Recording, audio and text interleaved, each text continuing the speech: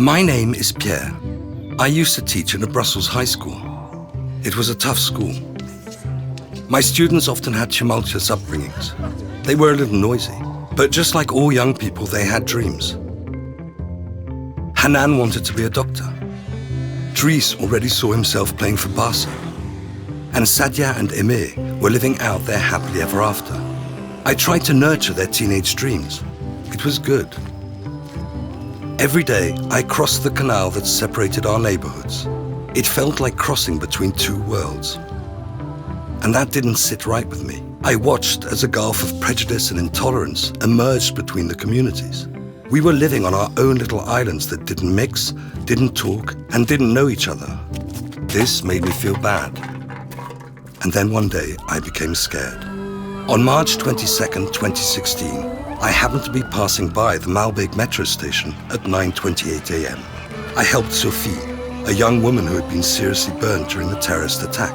I only spent a few minutes with her, comforting her. She was around my daughter's age. That day, I saw what hate for others was capable of. And since that day, I've been scared. Scared for my children, for my students, scared that our world is becoming more isolated, scared of what I see on TV, and of the speeches that blame others for our own issues. How did we get here?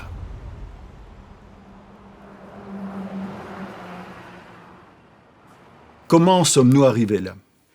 Je pense que les situations dans lesquelles l'autre devient un abcès de fixation, mais l'autre qu'on va petit à petit percevoir comme menaçant, comme différent, et puis à exclure, ces situations-là émergent toujours dans des contextes particuliers.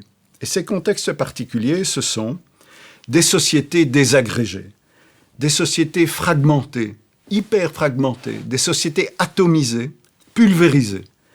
Et donc, ce qui divise les gens est plus important que ce qui pourrait les rassembler. Avant cela, une des valeurs ciment qu'il y avait dans nos sociétés, c'était justement, ensemble, collectivement, on y arrivait. On parvenait de génération en génération à aller vers un mieux. Aujourd'hui, ce n'est plus du tout ça qui domine.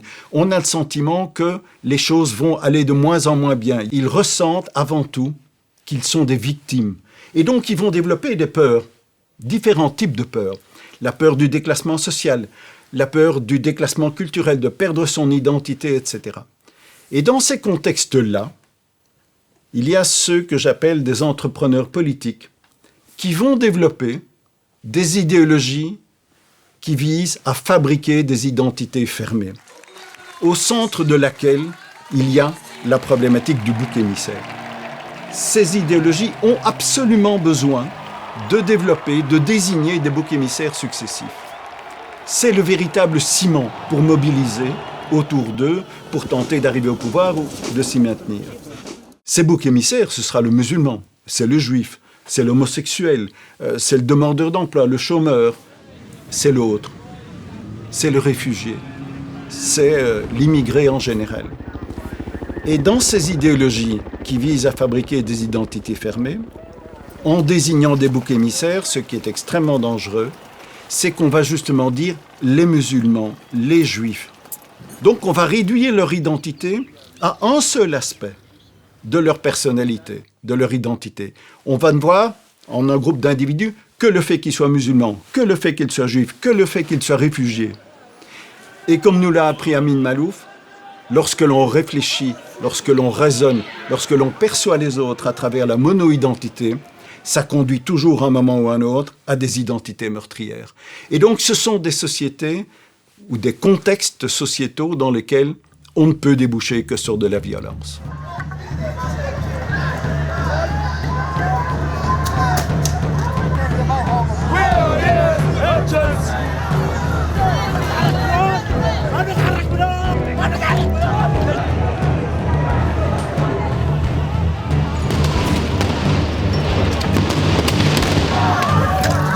All it takes is just a few clicks online to see how violence generated by fear of otherness is exploding. Without always fully understanding why, we can see identitarian wars breaking out across the globe. Xenophobic and populist parties are winning elections by stigmatizing other people's differences and their religious affiliations. One by one, democratic countries are falling under the control of policies closed off to otherness. In fact, I am afraid of a world that is afraid. How do we get out of this situation? Nous devons absolument construire un contre-discours. Et notre grand défi, justement, c'est de tenter de faire exister un projet alternatif dans ce contexte-là, de résister, d'imaginer des micro-sociétés dans lesquelles des individus d'origines, de religions différentes tentent malgré tout de construire autre chose et qui expérimentent le vivre ensemble entre des gens qui viennent de croyances différentes, de systèmes religieux différents. Je crois que le témoignage de ces cas-là est essentiel à montrer, de manière à pouvoir faire toucher du doigt qu'aujourd'hui, on doit garder espoir et il y a moyen de construire autre chose, il y a moyen de construire une société ouverte. Because we need to keep hope alive, I went to meet the men and women who are fighting against isolationism and rejection of others. I wanted to understand how these true resistance fighters are shaking up their assumptions and their faith to rebuild bridges between divided communities. Through listening to their stories, I wanted to discover how they set up projects that go beyond living together to coming together. First cause of a withdrawing world is victimization. I had to find out how the victims of past conflicts could nevertheless build innovative reconciliation projects. And so I told myself that I should start where coming together seemed to be the most complicated, in a country that had experienced an identitarian conflict, Bosnia.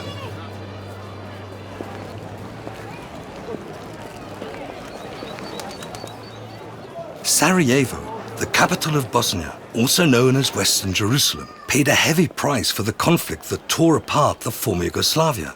That's why this symbolic city was going to be the starting point of my journey. I remember I was 30 years old when the war broke out in Bosnia, a country so close to mine. From my living room, I witnessed the whole story unravel.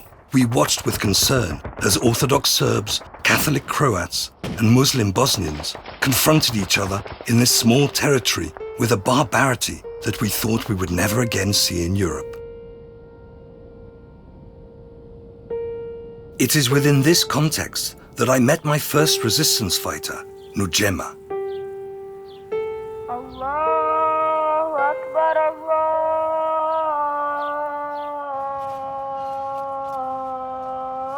Akbar. Ja recimo nemam nikakvih fotografija svog oca zato što su sve što smo imali, onda su ljudi znali da vide mislili su zbog njegove odjeće da je on i onda su nam pričali različite priče o njegovoj smrti, poginuo, kako je ubijen. Kasnije mi je moj sadašnji direktor na poslu rekao da je od jednog svog bliskog prijatelja čuo da su ga stavili u kamionsku gumu i da su ga tako zapalili. Pa iskreno mislim da ne mislim da se sad nešto osvećuje nečemu što se dešavalo u prošlosti, ali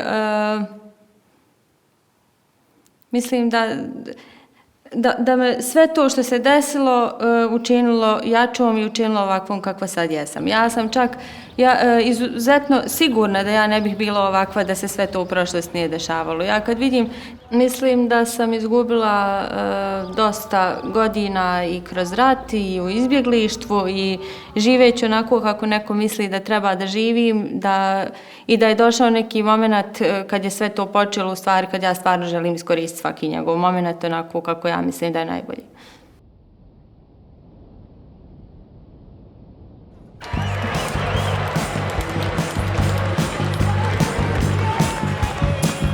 Well, for Nujema's case, I think her persistence comes from, probably genetics as well. I'm sure her father had some of this, and I think these kind of people are just born like this, they're just born to be leaders, to move people, and, it's possible.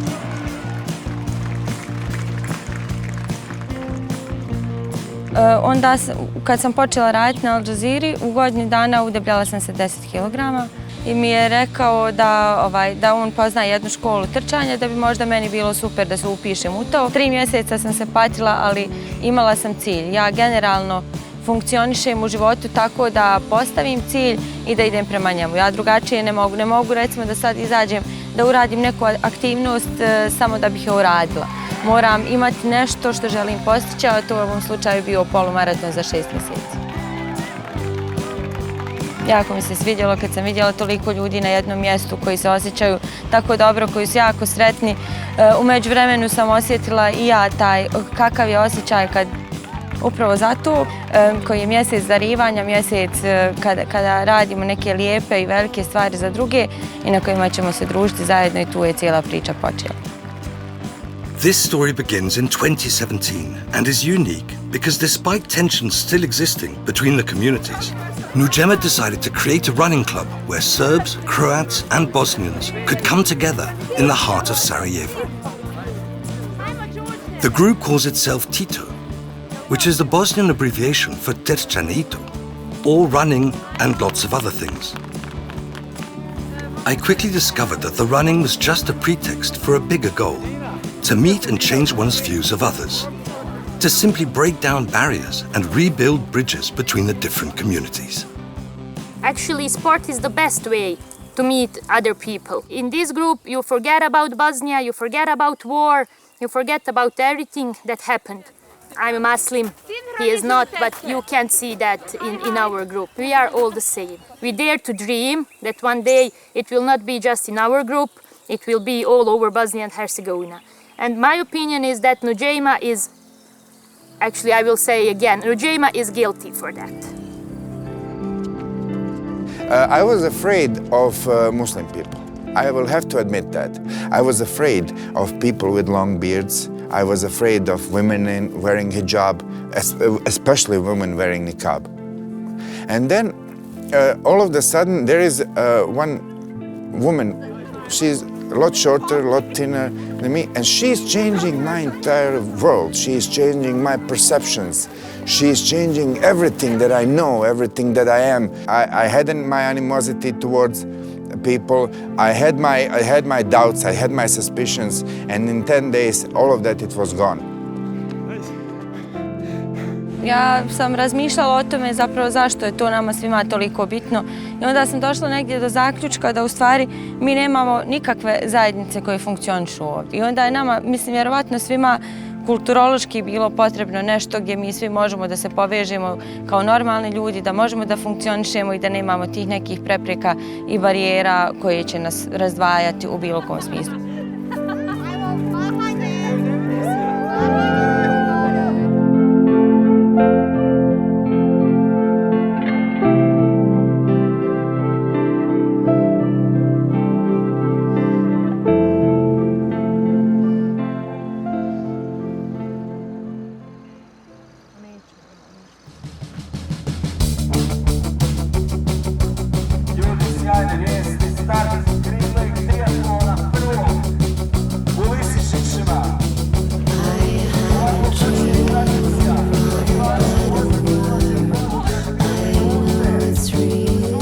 Danas mogu reći da sam ostvarila jedan od svojih snova, a to je bio da dovedem i da napravim veliki međunarodni triatlon u svojoj državi.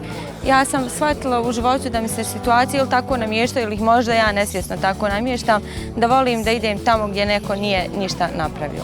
Želim da iskrčim put, ja onda idem dalje.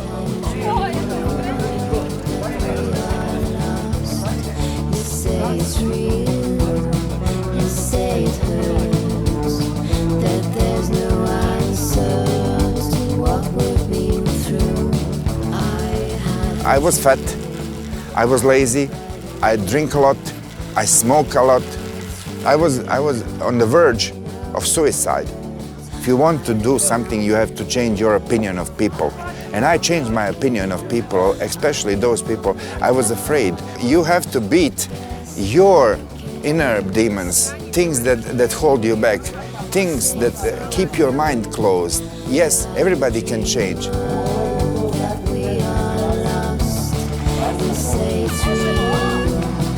Say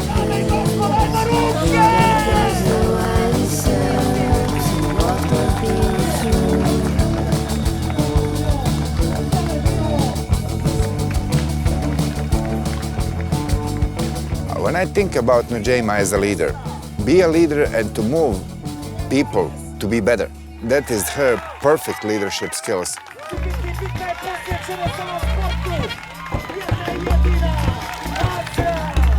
Poznaje, onda sad su počeli pričati da sam u stvari karakterom ja dosta slična svom ocu, da je on također jako volio sport, da je volio okupljati ljude oko sebe, da je uvijek bio nekako lider u svojoj zajednici i da je upravo to ono što prepoznaju u meni.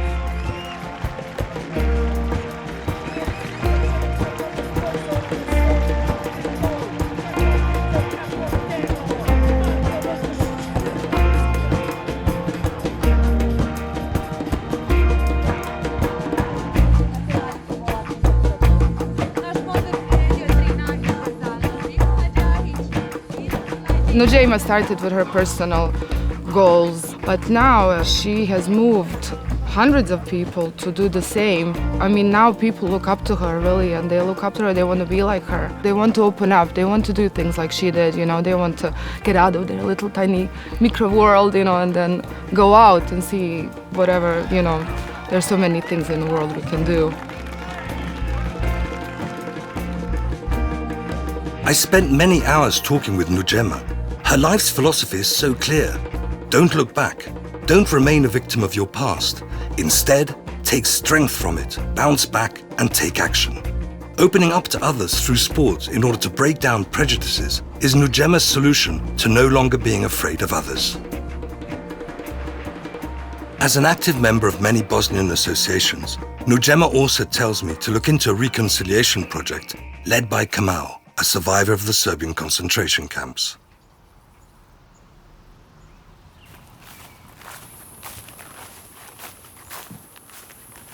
During the few days we spent together, Kemal told me about his war experiences with immense humility. In May 1992, at the age of 24, he and his brother were locked up together with thousands of other Muslims in the Omarska concentration camp, run by the Serbian army. Some of the militiamen were neighbors from his village, and even his teachers.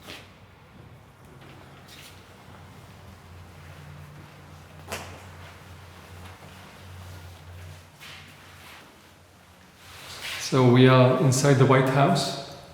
Spring, summer 1992, this formed part of the Omarska concentration camp. No one actually wanted to end up inside this building. So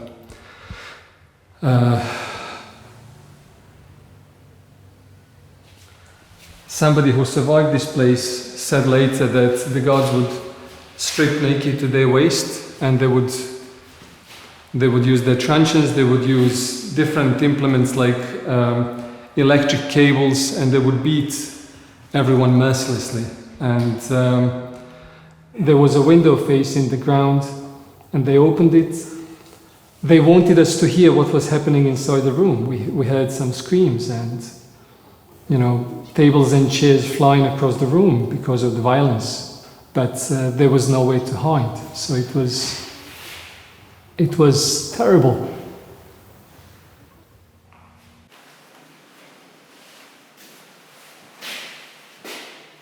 The bodies of those killed either inside this building or in other parts of the camp would normally be dumped behind this window, behind the building.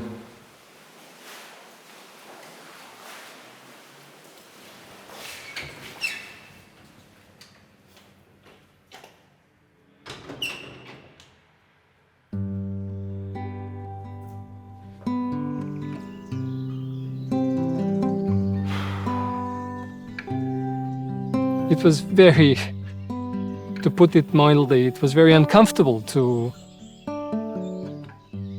see your friends and neighbors of yesterday suddenly threatening you. When I was old enough, I realized that my attackers saw me as a Muslim, as their enemy. So when I was released, when I arrived in England, I was angry. I hated them, and I say I hated them with passion. I imagined, killing them, and you may say, well, imagining killing someone and being able to do it are two different things. But I was so dehumanized that I probably would be able to kill and feel absolutely nothing. At this point in time, I was a victim. Then I asked for help.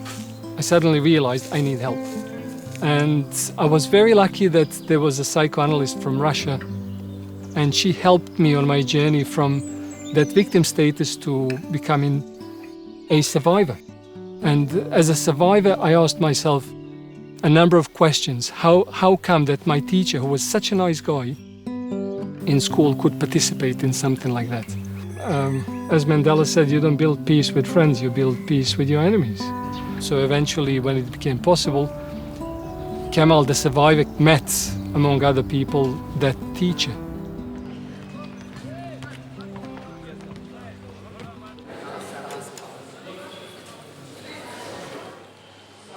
Profesor Zorić, mene se ne sjećate? Ne. Mene se ne sjećate? Ne, zapravo zato što se promijene kao i ja. Da. Jel i mene ste ispitivali? Ozbiljno. I mene ste ispitivali. Jel bilo grozno? Da vam kažem, vi ste bili jedan od mojih, to sam rekao i profesoru Luki. Ne, ja se vas sjećam kao vrlo zgodnog tipa kojeg su cure kao tako gledale i koji je znao da se šali, šta ja znam. I po tome ste mi ostali u strašno lijepom strašno lijepom utisku. Ne zajebavam se. Kako se osjećate vezano za to? Da li vam smeta? Naravno, poginuo sam. I u to sam vrijeme htio pomoći. Da. Naravno, nisam mogao.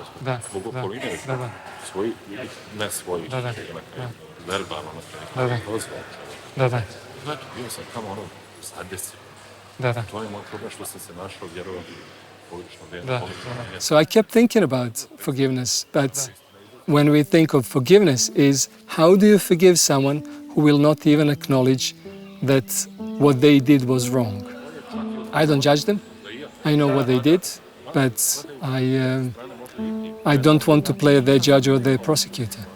So I was very lucky that in early 2008 I finally said, I forgive you. I just said it. I didn't really think what I was about to say. I just said it. And I felt a huge sense of relief. Life is too short. You need to let go of things. It was very painful, but I want to live my life to the full. And I want to be a useful human being, in this society. I want to be an active citizen. And Kemal became this active citizen by creating an association called Most Mirror, and I immediately took a liking to its translation. Most Mirror means a bridge of peace in English. If you want to build peace, you have to build the bridges first. So I think most people in this community like what Most Mirror does. The first idea for some kind of center was born in 2005, building a place. And we also had young people who wanted us to be present in this community all year round. So basically, the Peace Center will also serve as a bridge between different communities. And the location is quite symbolic because this was the first house to be destroyed in the village.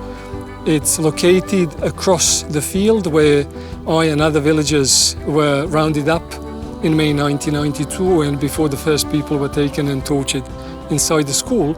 There's a lot of symbolism because we are building something new from the ruins of the past, something better.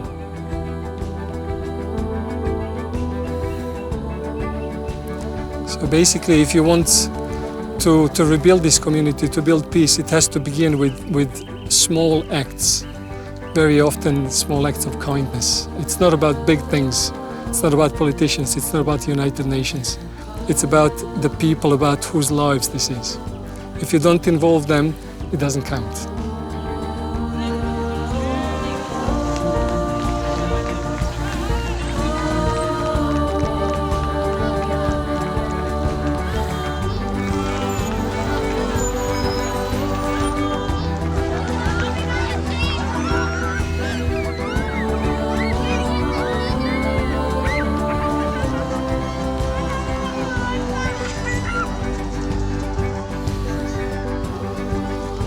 Soon I'm going to become a father. I want to do it to teach him to be a good human being, not to hate those who did to me what they did to me.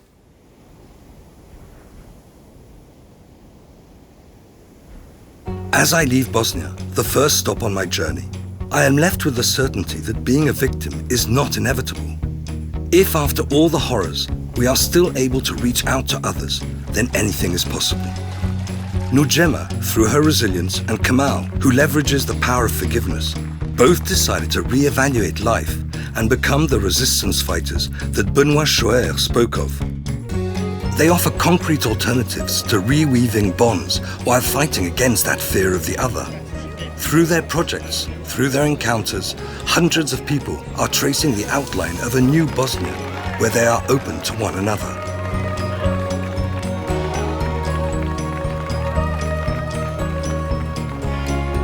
This first step leaves me energized, and I wonder if we really could create a universally inclusive world, not just in Bosnia, but everywhere. Amin Malouf has written with such foresight about these social disturbances and identity crises, so I decide to meet with him and ask for help in identifying the challenges we face. D'abord, je pense effectivement qu'il y a des valeurs universelles. Je ne crois pas un instant qu'il y a des valeurs qui sont valables pour certaines populations, pour certaines civilisations, et d'autres qui sont valables pour d'autres civilisations. Mais il y a des éléments fondamentaux avec lesquels on ne peut pas transiger. Un, que tout homme, homme ou femme, naît libre. C'est-à-dire, c'est à lui de décider de sa vie, que sa vie n'est pas la propriété d'un roi, d'une communauté, d'un groupe religieux, d'une nation. Tout être est libre. Ça, c'est une valeur fondamentale. Tout être a droit au respect de sa dignité. Savoir quelles sont ses aspirations, quels sont ses rêves, quel est son regard sur le monde, sa vision de l'histoire. Et cela est irremplaçable. Et il y a un ensemble de choses qui sont fondamentales et avec lesquelles on ne peut pas transiger. La question n'est pas de savoir si nous allons pouvoir vivre ensemble. La question de savoir comment nous allons vivre ensemble. Parce que nous n'avons pas le choix. Nous allons vivre ensemble. Nous n'allons pas faire le tri au sein de nos pays, au sein de nos villes. Nous allons continuer à vivre ensemble. Le monde ne va pas se démondialiser. On ne reviendra pas en arrière. Mais nous devons essayer de changer. Nous devons repenser le monde. Nous devons refaire un monde harmonieux, un monde qui fonctionne, un monde où chacun a sa place, sa dignité. Pour que tout le monde y gagne, plutôt que tout le monde y perde.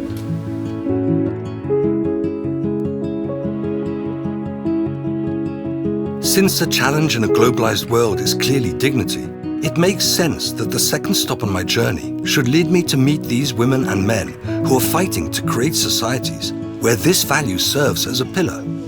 How do they do it? I traveled to Lebanon, where human dignity is being put to the test by the massive migration of refugees to this tiny territory. The figures are staggering. In recent years, this country has received more than twice as many refugees as all the countries of Europe combined. Put simply, in Lebanon, 1/3 of the population are refugees. No other country in the world faces an economic and social burden of this size. Today, the vast majority of Lebanese people are vigorously expressing how fed up they are with this disruption of their way of life. نوعا ما بحس انه صار في اشتياق، طريقة تفكيرهم هن وطريقة عيشتهم، كثير مواضيع بتفرقنا عن بعضنا.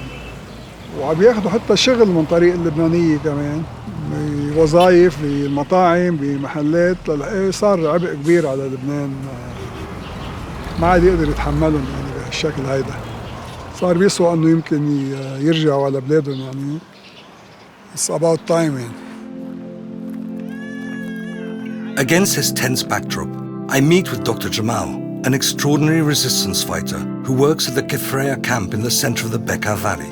Despite strong opposition, Dr. Jamal refuses to give in to isolationism and fear by welcoming and caring for the Syrians driven from their homes by the war. And his openness to others goes even further. In a country where one's confession is paramount, this doctor, a Shia by faith, treats Sunni Syrian refugees while working for a Christian organization. This is truly unique in Lebanon.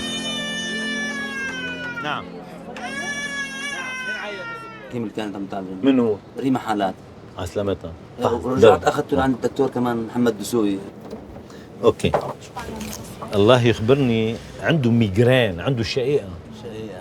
عيون مرمدين بدمعه ومسخن ويصعد. كونجونكتيفيت. افتح تمك، اوه محلاك، قول أنا ربيت بضيعة نائية بعيدة عن المدينة بعائلة كتير فقيرة، بس كنت أشعر أنا وبقلب الضيعة إنه بعرف كان بيي يشتغل كتير من الصبح للمساء. أنا كتير قربت هيك مش بس من أهلي ومن كل الناس الفقراء اللي عشت معهم، بالعكس عطتني قوة لعيش معهم أكتر. ايه ما عندك، هذا من سنان عندي عامله حساسيه بحنجروتنا من هون، بس هاي من سنان ما في شيء. بعطيكي دواء لا عملت حراره بتعطيك. 90% من الشعب اللبناني بيتعاطى مع النازحين السوريين من منطلق سياسي. انا من الناس اللي بأيد كل واحد سوري بغض النظر محتاج ليتطبب وبحاجه انسانيه لحيالله شيء. أنا مع هذا الناس، ولكن اللبنانيين عم يحكوا بالسياسي مش بالعمل الإنساني.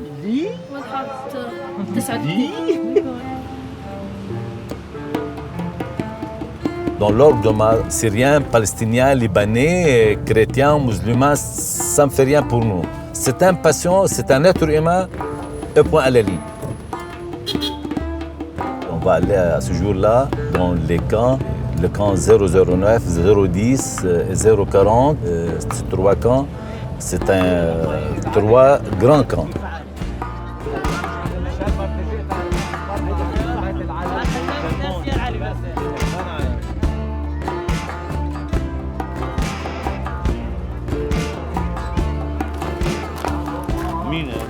أنا من وقت اللي بلشت أشتغل معهم قدرت نمي الثقة بيني وبين النازحين السوريين، صاروا يوثقوا فيي، صار المريض يفوت لعندي بيحكي لي بكل صراحة شو عنده. مثلا المرأة اللي مثلا أوقات بشوف مرة عندها عينها أزرق على خدها أزرق، بسألها شو بتقلي رح أقول لك بس بعرفك لأنك أنت ما بتحكي لحدا أنا زوجي ضربني.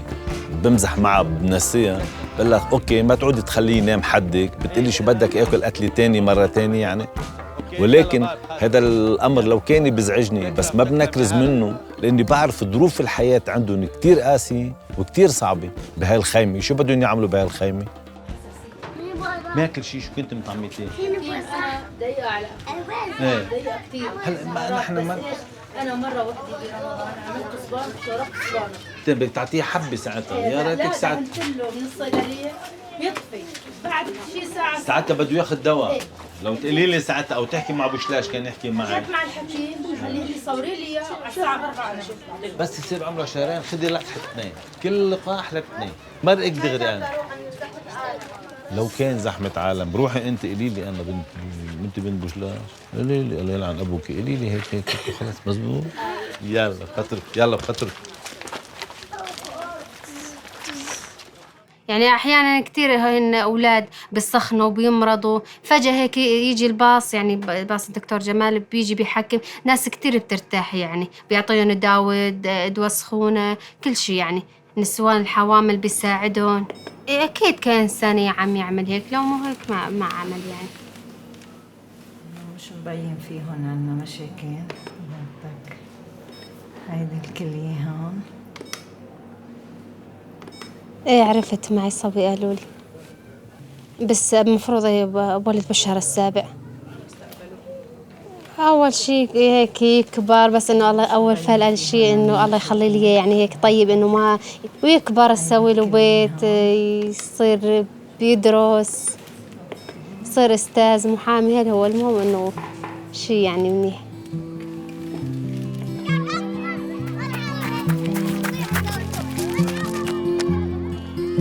كثير من الأحيان الأطفال عند النازحين السوريين علما بأنه ما كان عندنا نفس الوضع السكن، على القليل كان عندنا بيت أنفهم وتمهم وعيونهم وحتى أذانهم. بالنسبة لإلي أنا كل الناس مثل بعضهم، لا الشيعي ولا السني ولا الدرزي ولا المسيحي بتنوعاته. أنا بطلع للإنسان بإنسانيته وبعتبر كل واحد حر بطريقته. 7 مليارات إنسان، 7 مليارات طريقة لعبادة الله ولا يتقرب من الله. أنا طريقتي إني بخدم الإنسان وبكون كتير قريب من الإنسانية وعم مارس إنسانيتي. هون لا هون هون هاي هاي يلا كمل الشغل. ما بقدر أقعد بلا شغل لكمل كل حياتي. ما بقدر، أنا ما بقعد أقعد بالبيت من دون شغل أبداً. نحن كنا نعطيكي هذا بالأول، أنت غيرتيه لهذا ليه؟ عندك منه كتير؟ لا هيدا أو هيدا، يا هيدا أو هيدا. لا لا لا لا لا لا لا هو خلص ما عادش يجي حدا أبداً. أوكي. I shadowed Dr. Jamal for several days in the Kafraya camp, and what struck me was the commitment he puts into seeing in each of his patients a person without labels, either denominational or national. His position is clear. They are patients, they are brothers. His words and actions restore human dignity to these refugees. And the love written on your face was so discreet, it made my heart skip a beat. And the melody of falling was so sweet, so sweet. And the love written on your face was so discreet, you made my heart skip a beat. Coming back to Beirut, I realize how amazing Lebanon, and especially the Lebanese, truly are. While Dr. Jamal has chosen to fight for the most underprivileged wearing his white coat, Leah has chosen to fight her battle in a pair of branded sneakers and fashionable threads. Leah is a young Christian woman belonging to the Beirut elite. After studying at the best schools, she began a career as a consultant for a large corporation. This comfortable life followed a path that had always been set out for her. But one day, she decided to leave her comfort zone. She moved to Tripoli, a completely different world, 130 kilometers north of Beirut, to carry out an ambitious reconstruction project. What pushed her to choose this chaotic lifestyle?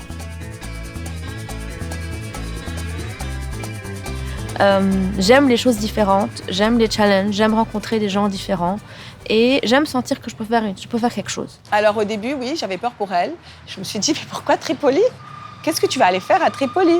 Vous savez, avec des gens de confessions différentes, même si on n'est plus au temps de la guerre et même si c'est derrière nous, mais les séquelles de la guerre, ils sont encore un petit peu, ils sont encore bien ancrés. You only need to travel from Beirut to Tripoli to see that Lebanon is a country fragmented into denominational pockets that see each other as opponents without anyone being able to fully understand why. I am told about the war which until recently divided these two poor working-class neighborhoods, the Sunni Bab el-Tebene and the Alawite Jabal Musen.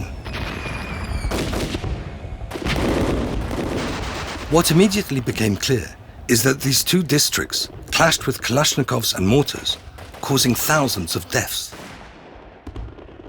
Children have reconquered the Rue de Syrie that used to be the dividing line between the two neighborhoods.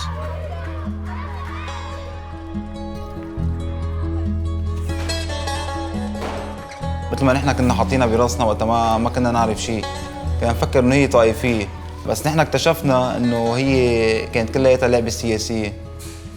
كانوا يعلقوها هون بطرابلس لانه عارفين انه طرابلس منطقه كثير فقيره. لا انا كنت متخيل انه في مجموعه حشاشين خارجين على القانون لازم نقتلهم نخلص منهم. هيك اللي كنت فكر فيه. ما كنت بتوقع ابدا انه اجتمع انا مع حدا من الجبل ابدا. يعني من انا وصغير لا بطلع على الجبل ولا بنزل على الجبل. بأيام إنه يا ريت نخلص منهم بقى، نرتاح منهم، ما بدنا إياهم بقى. هيدا كان تفكيري كله.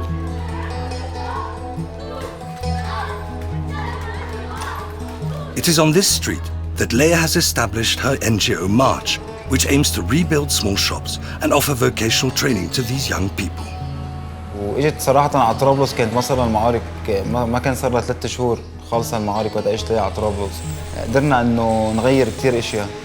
صرنا نعمل مشاريع باب الذهب، وصلنا هلا ل5 مشروع باب الذهب اللي كان هو عبارة عن تظبيط المحلات بشارع سوريا وبجمال محسن.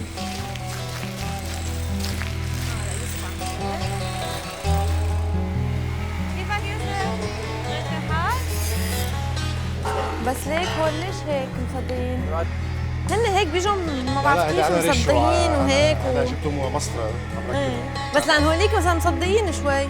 مركب الفوانيس واللمبات بالرنة. La première fois où j'ai été à Bebetebene, je me suis dit mais ces gens-là ils vivent comment? Mais on n'est pas dans le même pays, c'est pas normal. Toutes ces petites ruelles avec des RPG qui sont rentrés à l'intérieur, avec le nom d'armes dont j'avais jamais entendu parler de ma vie. Et je sentais que tout le monde me regardait de travers, en fait. Tout le monde me regardait, m'observait. C'est quoi cet intrus qui vient dans cette rue? Et quand j'ai vu, en fait, tout ça, je me suis dit, mais non.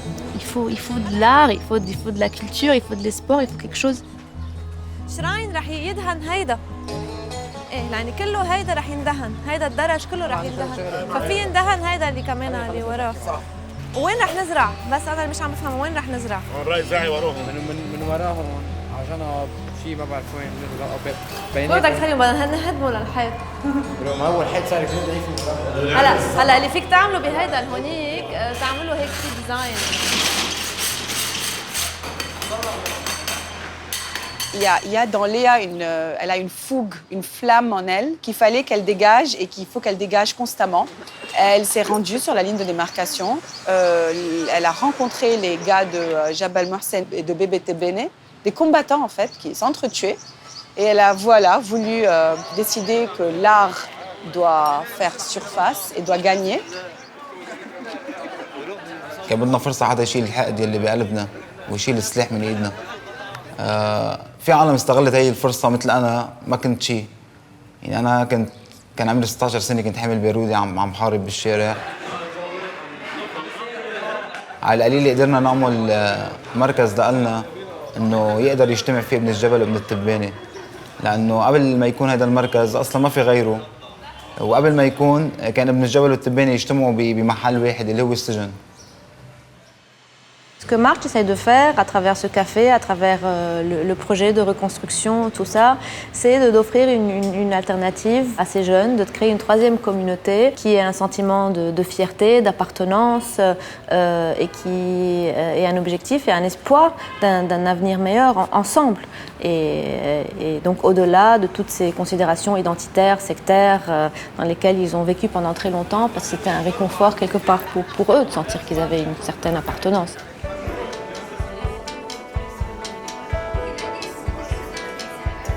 هالجمعية طلبت منا انه اذا بتحبوا تتسجلوا بجرافيك ديزاين في دورة للجرافيك ديزاين مع جمعية مارش لليا بارودي.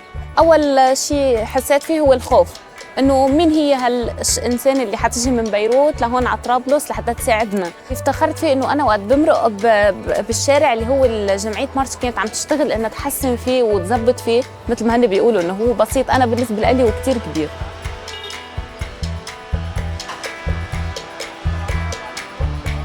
ايه عملوا فرص عمل للشباب، ما ميزوا، ما قالوا له انت سني او انت علوي او انت مسيحي. انا شايف في هون مرض بهالجسد، معدة ما بهبطه كله او ما بشيله كله، عم صلح لك شيء وشيء. انتبه.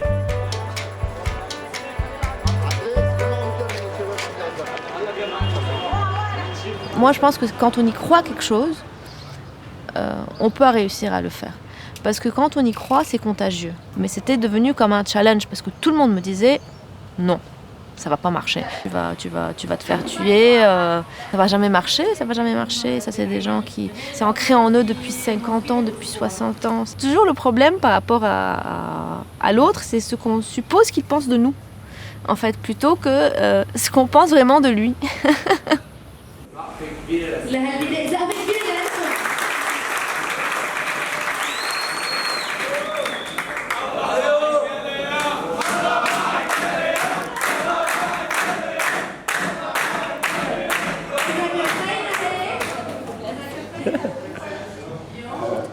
لانه هن عم يشتغلوا ما عم يشتغلوا على مشروع مثلا انه عم يرمموا الحجر، مثلا عم يشتغلوا على مشروع ترميم الحجر ومع ترميم البشر. يعني الشباب اللي عم يجوا مثلا عم يشتغلوا معنا كل واحد من طريق وكل واحد عنده تفكير وكل واحد عنده فكره ضد الاخر وكذا، عم يجوا يجتمعوا مع بعضهم، عم بيعلموه اللي ما بيعرف يقرا عم يعلموه، اللي ما بيعرف انجليزي عم بيعلموه انجليزي، يعني عم بيعملوا شيء كثير منيح.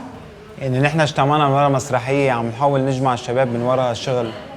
Beaucoup de gens me demandent mais comment est-ce que tu peux traiter avec des gens qui ont tenu des armes et qui ont peut-être tué quelqu'un. Je dis parce que je juge pas, parce que n'importe qui est capable dans des circonstances de faire beaucoup de choses. On est tous humains. Et c'est humaniser le problème en parlant de ces gens avec qui j'ai travaillé, qui ont des noms, des visages, des vies, et avec qui on a réussi à faire ça.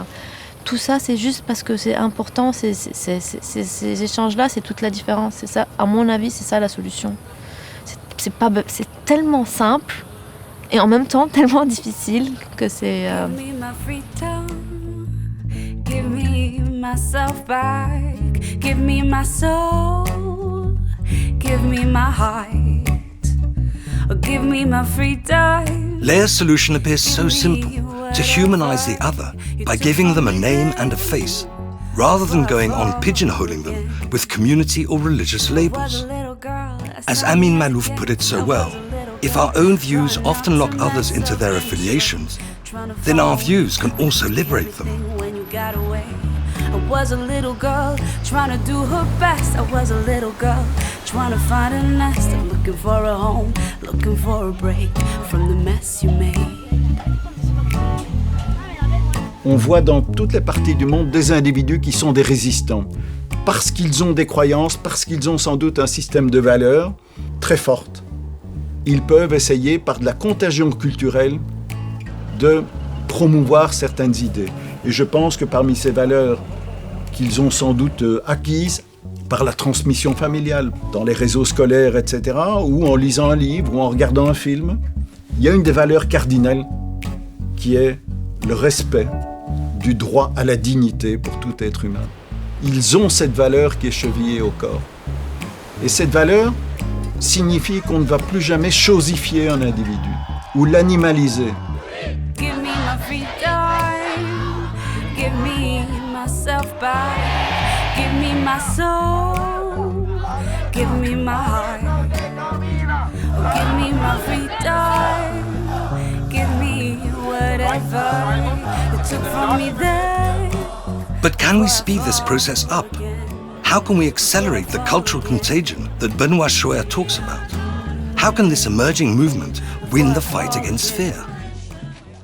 Nous faisons face à des défis extrêmement importants. Nous traversons une époque de l'histoire qui est passionnante, mais extrêmement complexe, extrêmement troublante. L'avenir, c'est de faire se rencontrer des gens par-delà leurs appartenances, ces appartenances qui souvent sont imposées, qui souvent sont vécues comme une contrainte, et les gens sont souvent heureux de sortir de cette contrainte pour retrouver l'autre. Et je pense que cette connaissance approfondie est indispensable aujourd'hui, et c'est un immense chantier. What emerges from the words of Amin Malouf is a fundamental question for the future of our society. How, in practice, do we teach otherness?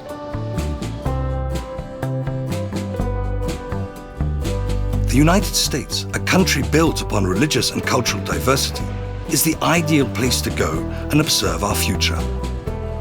I land in New York, a melting pot of cultures, languages, and beliefs, where everything is always moving faster than anywhere else, where meeting the other is a daily reality.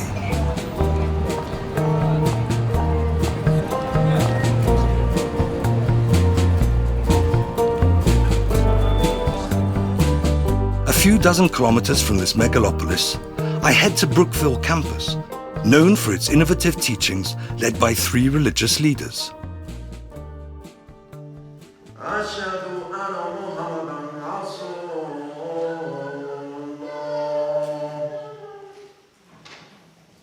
حيا الصلاة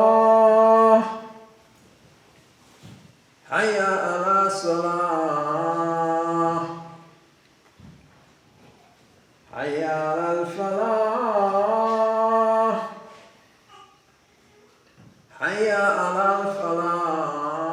What we are doing at Brookville Church is the most radical thing that any Reformed church in America is doing. So please stand if you are able. Om Shalom.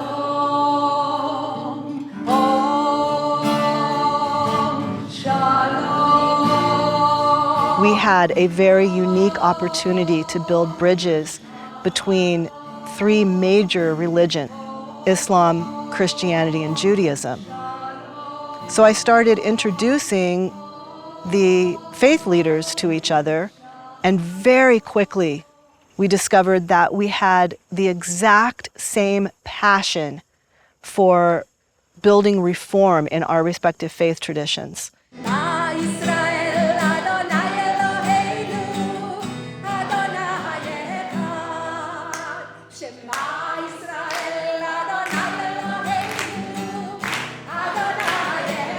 When she first came to her parish in 2012, Reverend Vicky learned that the church rented part of its buildings to a synagogue and to a Quran study group. She saw this as an opportunity to build bridges between Christianity, Judaism, and Islam. Driven by that same passion to learn from others, this meeting between religious leaders turned into friendship, and it was alongside them that Vicky developed a vision.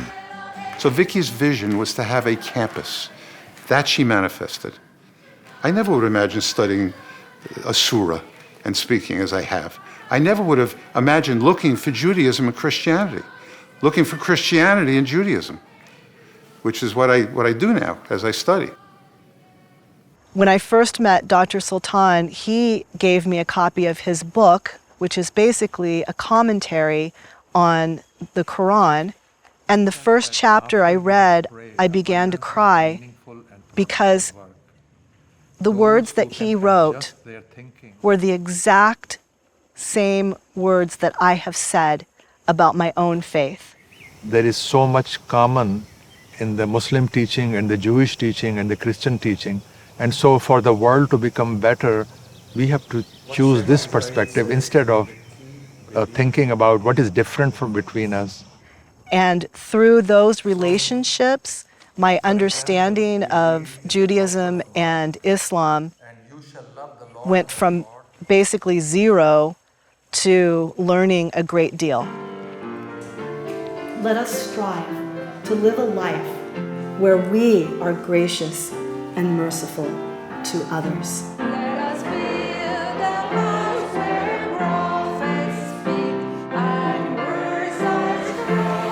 We all put the names of our faith communities on the sign as a statement to say that this is our permanent home. We're very clear in the fact that we are not blending the religions. Every prayer group, every Bible study, every Quran study, every worship service, every Shabbat service, every prayer service is open to any faith.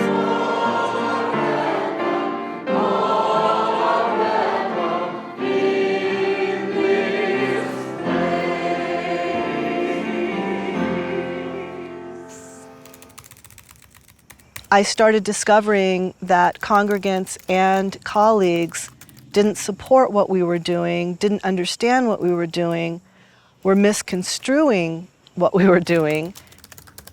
Some people turned against me. They said, it's too much reform, we don't want it. Yeah. There are rabbis rabbis call me all the time. Now, for years, they would call me and say, how can you do what you do? The people who are rooted in, this is our church, this is our way, we don't want anything new here. It became, for a while, a very isolating experience for me. I started questioning some of my own beliefs, but I do feel that we are ambassadors to the community and maybe even to the world, that what we are doing is possible. Because it's happening, we're doing it.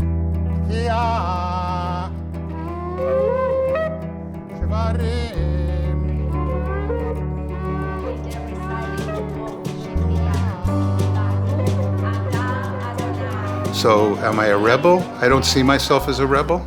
I see myself as having made a choice and making a choice every day to choose life and choose love. Does that make me a rebel? To some people who disagree with me, it probably does. And good for them. We're more alike than we are different. I think that fear comes from ignorance. I challenge you to step out of that fear just by meeting somebody who is different from you. Go find someone who is a different religion, a different ethnicity, nationality. Introduce yourself. Get to know them. Find out what makes their heart beat, what they're passionate about. I think that if you will take that step, as fearful as it may be, it will change your world. It will change your whole perspective. It will open up a whole new world to you. And I think you'll be much happier in your life. In Brookville, Reverend Vicky welcomes new parishioners every week. Couples from mixed faith backgrounds who find a place to learn on campus. It might be a Christian with a Jew, a Muslim, an atheist, a Hindu, an agnostic. In short, any combination seems possible. Yet the most improbable one I discovered was in Florida with Rory and Arif's family.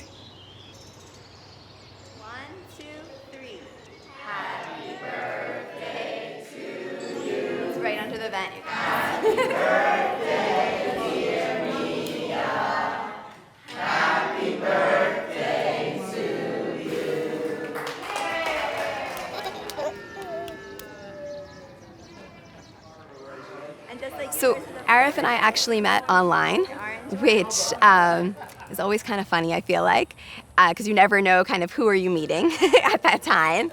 And our first time that we actually met in person, that was the first time we learned that I was Jewish and he was Muslim, that we learned of each other, what our backgrounds were. When I first met her parents, all I can picture her father was coming down with the yarmulke, with the curls, like an Hasidic Jew. Even though she told me he's a regular guy, that's all I could picture in my head for whatever reason. So he actually made a joke, oh, you're Jewish, I'm Muslim, this isn't gonna work out, ha ha ha ha.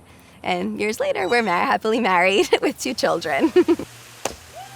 Mazel tov. Hold it, doing great. Give each other a kiss, please.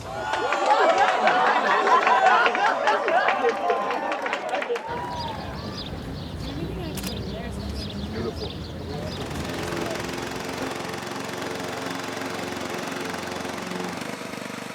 You know, when people are courting and everything is rosy and nice, it's when you start living together, then things change, you know. Muslims don't wear shoes in the house, and simply because we pray on the floor, right? We spread a sheet on the floor and we pray. So now I have to tell Rory, you can't wear shoes in the house, you know what I mean? You know, you have, this thing calls for adaptation, you have to adapt. And my biggest fear, kids. When we have our kids, what's gonna happen? I mean, I think the clash was really like, can we raise them Muslim as opposed to raising them Jewish? It was, for me, it was an internal struggle. Could I go through with this? Could I just raise them Muslim and not raise them Jewish? And I could just be the only Jewish one in the family. What would that feel like? And I couldn't do that. That felt very uncomfortable for me because Judaism is part of my culture. And we had to definitely have conversations about that. One of the things that the therapist told us to do is really take a look at your religions, right? And take a look at yourselves and just try to find out the similarities. A lot of the times when we're looking at individuals, the things that we're looking for, the things that we're looking at are differences. And those differences tend to make us very scared. However, when we start to look at those similarities, we're like, wait a minute, we have a lot more similarities than we have differences. You know, we're not eating pork, they're eating kosher, we're eating halal. When I started to look at the picture in that sense, that's when the light bulb kind of went off for me. I'm like, you know what, maybe there's actually a chance here. And so that's how we decided together that we were going to raise them in both religions. So our decision to raise our kids both means that we don't have to choose between Judaism or Islam. They're able to do both.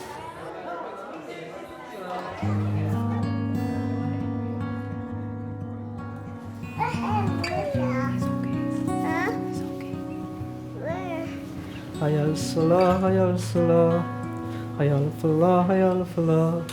Kartamat ya salah, kartamat ya salah. Allahu Akbar, Allahu Akbar. Allahu Akbar.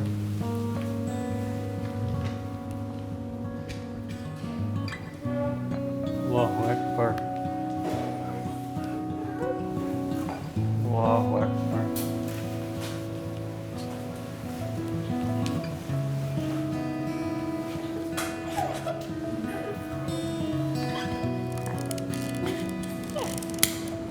Baruch atah Adonai Eloheinu melech haolam asher kiddushanu b'mitzvotav v'tzivanu.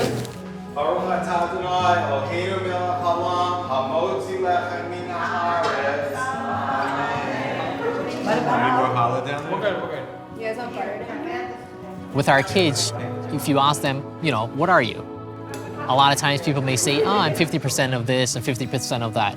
But one of the things that Rory kind of reinforces is that no, you're 100% Muslim, you're 100% West Indian, you're 100% Guyanese, you're 100% Jewish, or 100% Ashkenazi Jew, or whatever the case is.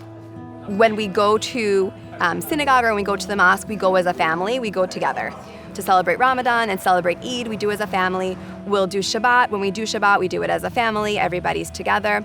At night, we do a bedtime prayer, and it incorporates a Jewish prayer and a Muslim prayer. So they're exposed to a lot of people on both sides from those backgrounds.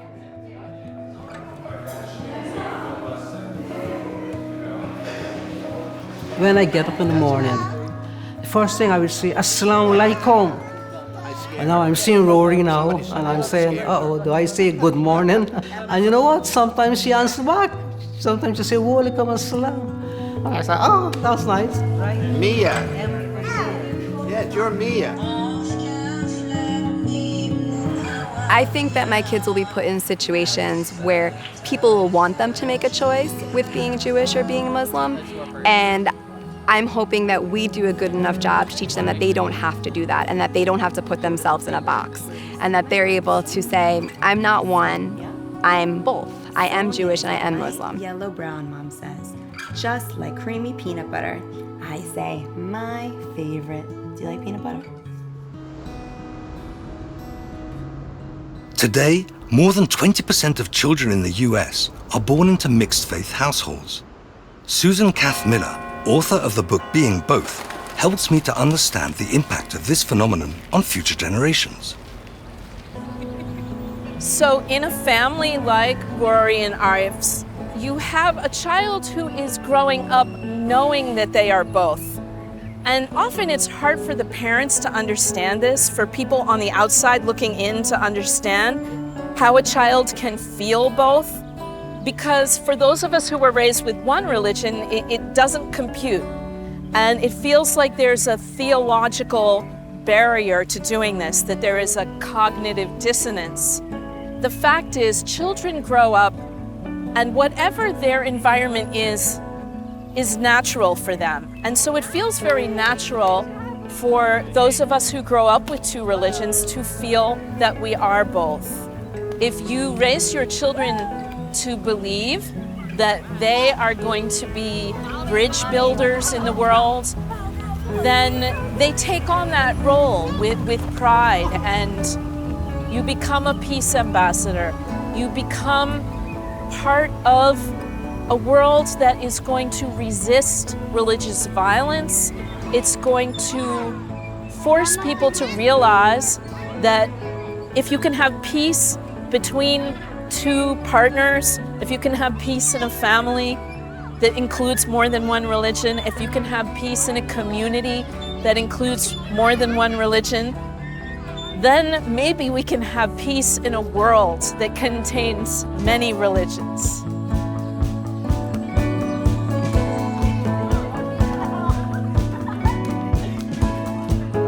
Susan stimulates my curiosity. Can this openness to others go beyond the family sphere and become an educational tool for schools? Next stop, Indonesia. The fourth most populous nation on Earth is a real patchwork. It has 700 living languages, 1,110 ethnic groups, 6 officially recognized religions, and a national motto that speaks volumes about the desire to remain united, Bhinneka Tunggal Ika, which translates to unity in diversity. However, in the Moluccas archipelago, just east of Indonesia, this unity was undermined. At the beginning of this century, and for several years, a deadly conflict broke out between the Muslim and Christian communities of the archipelago. Konflik membuat orang terpisah secara geografis.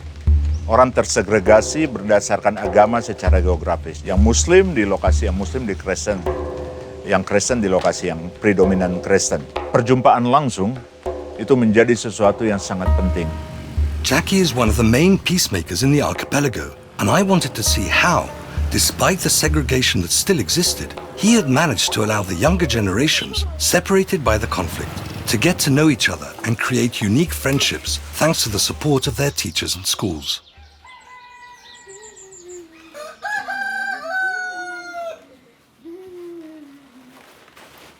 Ella sekarang umur 13 tahun. Saya pergi ke sekolah SMP Negeri 9 Ambon. Misalnya nilai IPA-nya tinggi, itu berarti Ella bisa berpeluang untuk menjadi dokter gitu. Itu bisa meraih cita-cita Ella gitu. Kalau di sekitar tempat tinggal Ella tuh nggak ada agama Muslim tuh, karena ini juga kayak perkumpulan agama Kristen. Gitu.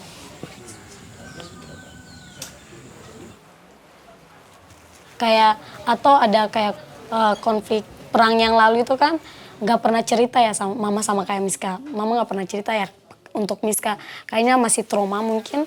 Itu karena mereka jarang dipertemukan, orang Kristen dan orang Muslim jarang dipertemukan dan membaur bersama. Jadi pemikiran mereka masih tetap kayak begitu dan konflik yang mereka ingat tidak bisa hilang dari pemikiran mereka. Makanya mereka beranggapan bahwa orang Muslim dengan orang Kristen itu bahwa sama-sama jahat. Menurut Miska, kalau ada orang Kristen di sekolah Miska itu lebih bagus. Kita saling menghargai itu dengan cara apa? Kita saling mengisi itu dengan cara apa? Jangan ke kamera.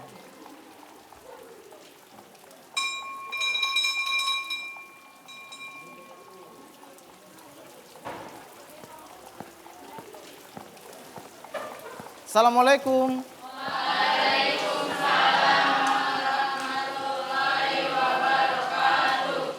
Anak-anak sekalian, ini sekarang ini kita mengalami hal-hal yang tidak diinginkan karena bagaimana kita bersikap kepada teman-teman kita. Di kampung rumah ada tetangga yang beragama lain. Katong baku sandong, katong sandong. Kenapa? Tetangga itu di dalam hukum Islam itu mereka dimuliakan. Dimuliakan, katong kasih dong makan. Contoh konflik di Ambon itu sangat traumanya sangat mendalam. Sampai sekarang ini, sisa-sisanya masih ada di semua komunitas. Bukan saja di komunitas Muslim, tapi di komunitas Kristen. Mereka masih ada sisa-sisa. Yang saya katakan ini mereka masih ada sisa-sisa karena mereka ada masih saling curiga. Contoh, anak-anaknya ada kalau mau ke kampung Kristen itu mereka sudah kasih pesan. Supaya hati-hati. Justru kami berusaha untuk menghilangkan sekat itu. Meskipun tahap-tahapan sedikit demi sedikit, tapi mudah-mudahan dia bisa hilang. Pertama alasannya itu untuk bagaimana menghilangkan sekat antar siswa, untuk bagaimana membangkitkan kekuatan damai dari sekolah. Karena sungguh dahsyat kegiatan damai itu jika kita memulai dari sekolah. Generasi baru, generasi bawah yang baru tiba sekarang ini, mereka itu kita sampaikan kepada mereka perdamaian itu sesungguhnya supaya mereka memang hati dan pikiran mereka memang masih bersih. Kemudian cara menyampaikan kepada orang tua juga itu dengan cara mewakili atau menjadi duta dari seluruh masyarakat Maluku, dari seluruh siswa untuk menyampaikan kepada orang tua. Kamu lihat, kita pernah dialami oleh konflik yang begitu dahsyat, yang luar biasa, yang porak-poranda, tapi katong berhasil kembali di dalam kehidupan katong kembali. Karena kenapa? Faktor yang paling pertama adalah orang Ambon itu saling baku sayang satu sama lain. Yang katong punya di dalam hukumnya disebut dengan pela gandong. Jadi pela gandong itu diciptakan, dibuat oleh leluhur supaya katong saling mencintai satu sama lain, baku sayang.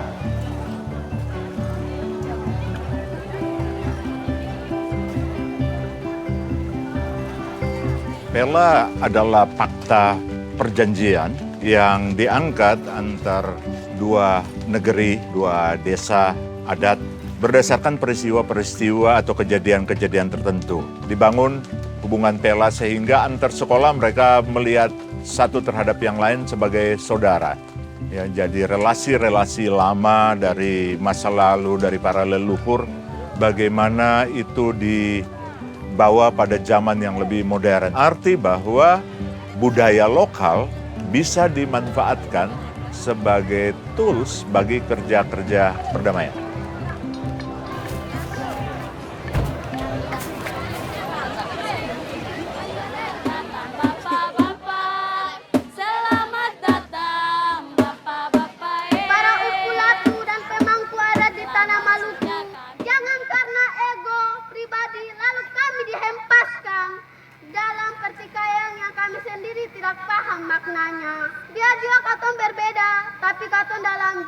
Bineka Tunggal Ika.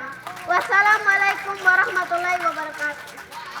Panah setelah ini hendaklah disimbolkan dengan memakan siri dan pinang yang merupakan salah satu instrumen atau unsur adat untuk menyatukan kita. Kami mengundang juga Bapak Cecep dan Ibu Heni. Aneh itu Kristen ke Islam, Islam ke Kristen bagi orang Ambon itu sudah satu kejadian aneh. Kita sudah bikin acara sering sama-sama. Karena siswa kita banyak tersebar di mana-mana, jadi saya pengen kumpulkan dalam satu tempat, kemudian bikin mereka tinggal sama-sama, masak sama-sama, makan sama-sama, dan mereka bermain sama-sama. Jangan hanya kita mengajarkan tentang ilmu pengetahuan, tapi bagaimana kita mengajarkan tentang akhlak, tentang bagaimana cinta kepada sesama. Itu yang membuat saya termotivasi untuk bagaimana membuat perdamaian itu di sekolah.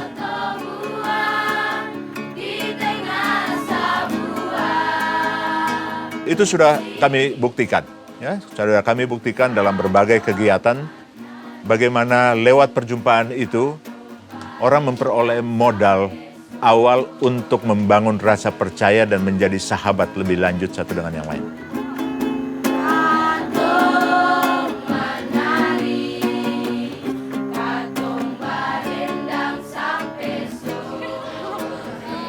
Oh, sekali-sekali kita dance bareng gitu.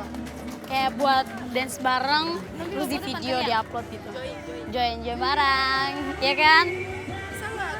Nela, jadi waktu pertama kali Ella bertemu sama Miska, kayak pikiran yang jahat-jahat tentang orang-orang baru itu di pikiran Ella tuh langsung kayak ambles gitu. Jadi panas adanya kegiatan panas pela ini itu Ella sangat bersyukur karena bisa bertemu dengan umat yang beda agama dengan Ella.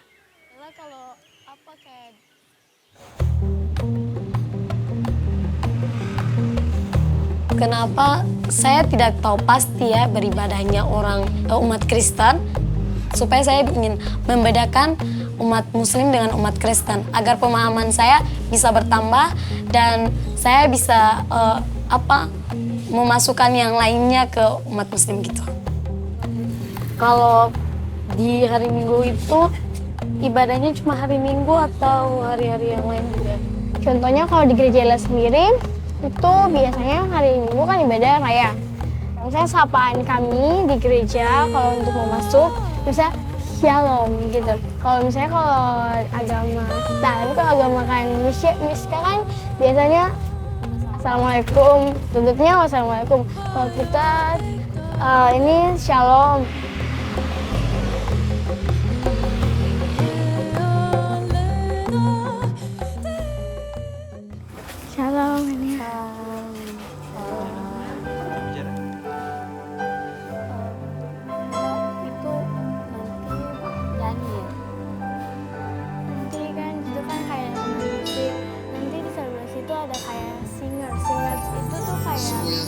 memuji Tuhan, katakan amin. Kita berikan suara kemuliaan bagi Allah kita. Haleluya.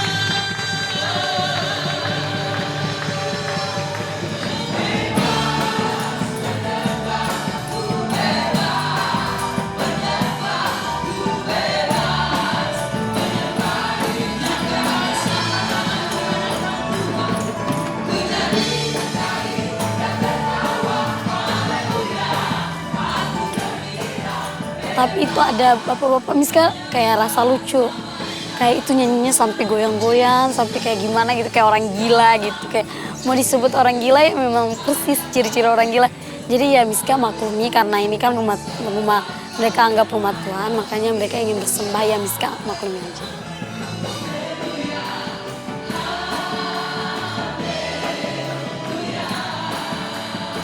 Kalau jadi presiden tuh ya akan bilang kayak gini. Kayak memang ini agak sedikit, ini kayak permasalahan yang cukup rumit ya di Indonesia, tapi Ella akan bilang kayak perdamaian, kayak dikasih sosialisasi. Kayak misalnya kalau bikin kayak panas bela se-Indonesia gitu kan.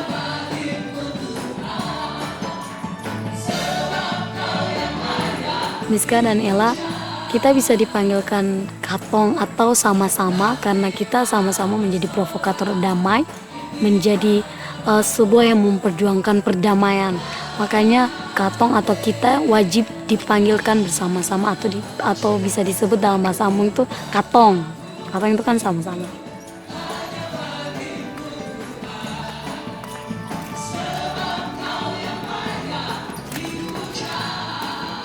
Pertama kan ada rukun 13. Rukun 13 di dalam sholat. Rukun 13 itu yang pertama berdiri betul. Jadi kita seperti yang di gereja, amin, ya kan?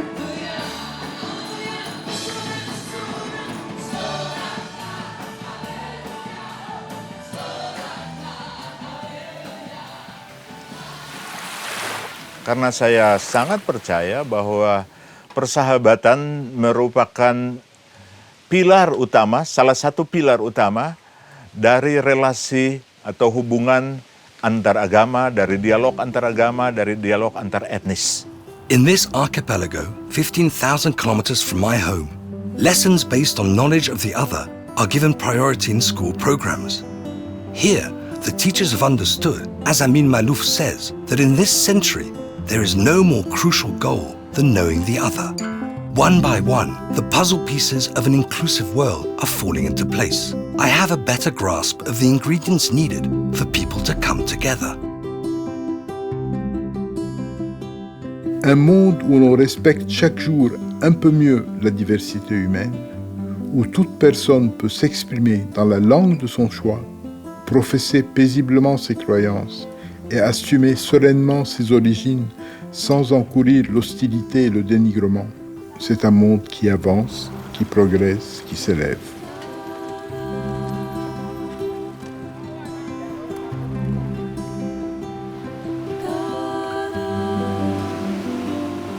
In Africa, the cradle of humanity, one country stands out as an example in resisting ethnic and religious conflicts: Senegal. It is in this country, and in particular in the small village of Palmarin, that I discover the existence of a dignified and harmonious world.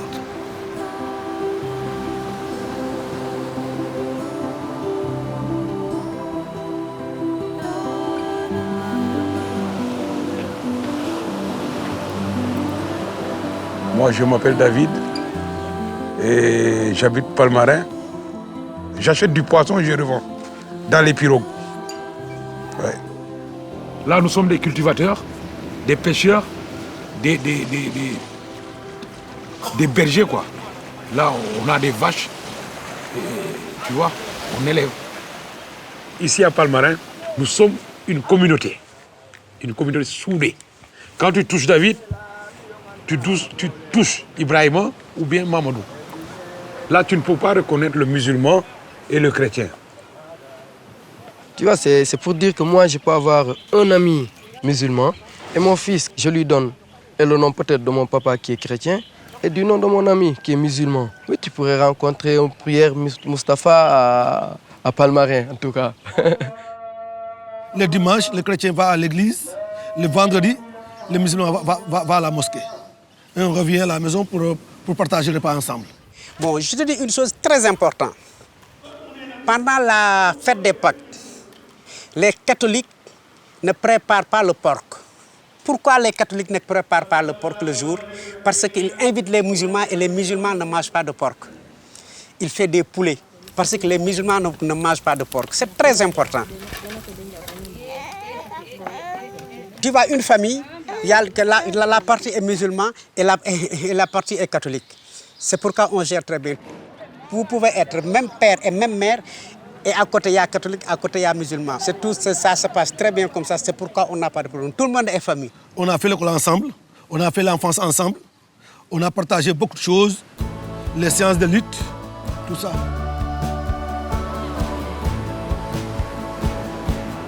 Amul problème, amul problème. On est tous égaux, amul problème. Mais si on rejette les étrangers, il n'y aura pas de développement. Si on rejette les étrangers, il n'y aura pas de développement. Là, il faut les laisser venir. Et là, il ne faut pas rejeter l'étranger qui vient. Il faut l'accueillir. C'est ça qui est important. Et on a un cimetière mixte. Le cimetière mixte, il est derrière. Il y a musulmans et chrétiens confondus dedans. Non, c'est les anciens qui ont fait ça. Hein. C'est les anciens. Ils respectent la tradition. Là, si on laisse ici ça, là, il faut respecter ce que les anciens ont laissé. Là, on a trouvé les anciens vivre en communauté. Monseigneur Théodore Adrien Sarah. Voilà. Lain medan, mana je nak kapasiti ingi apa-apa. Teno mado. Lain eno e. Kalau Islam kata nana ngaji kases palmareref ka.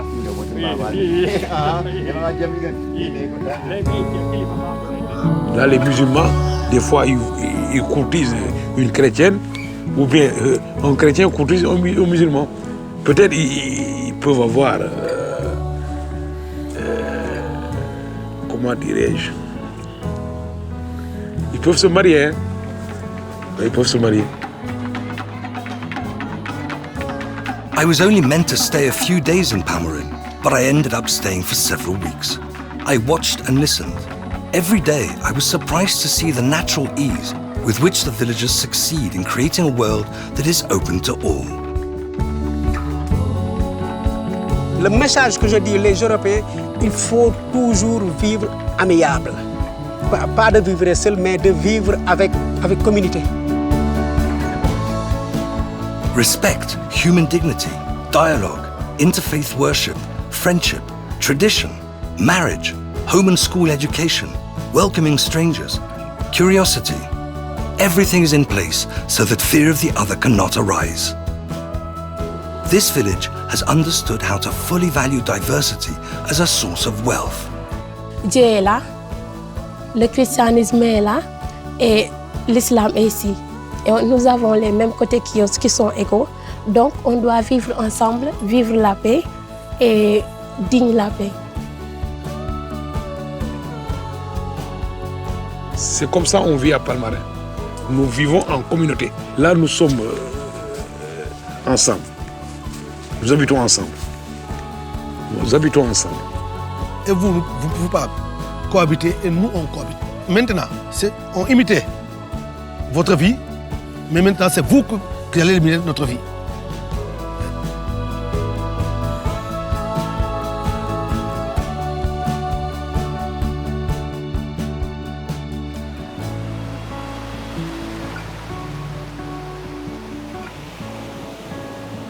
Au fond de moi, je pense la chose suivante.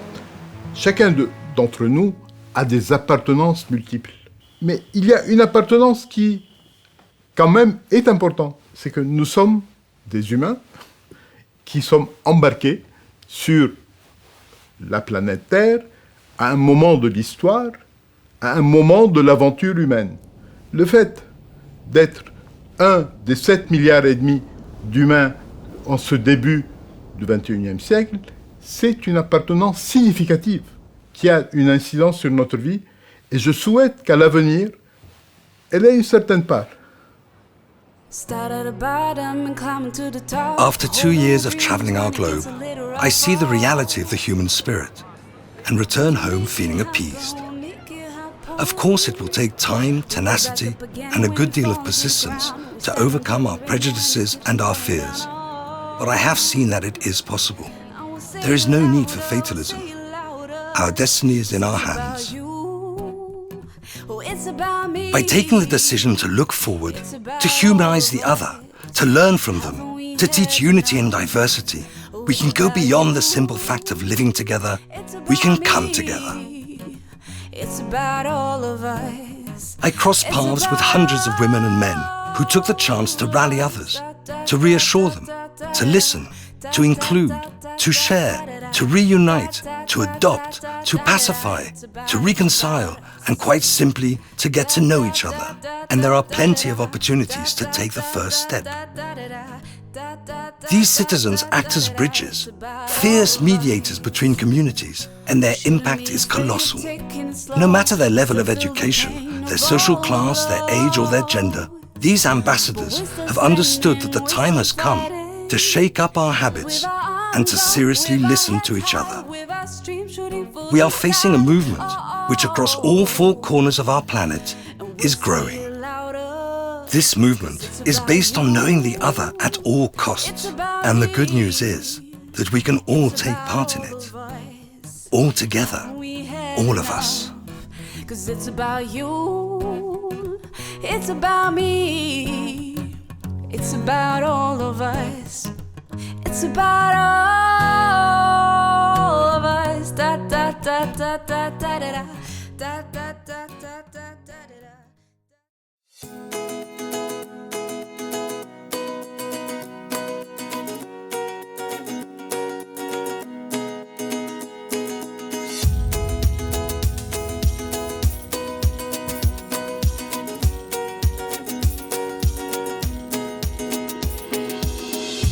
Walking through their land, pure souls and dreams ahead. Tell the world, here we are. Hey! 1,000 miles away, we've traveled to survive to play. We've put our fears aside. 1,000 miles away from home. Hey! We are the answers by the peace on every day. Tell them we are, we on the way. We won't stop, don't stop growing every day. Tell them we are, we on the way.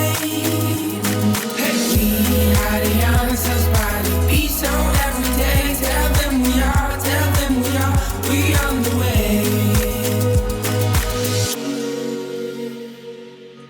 We're walking through the land, pure souls, dreams ahead, tell the world, here we are.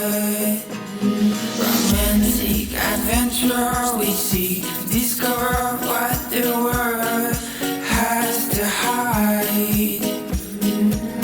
1,000 miles away, we've traveled to survive to play. We've put our fears aside.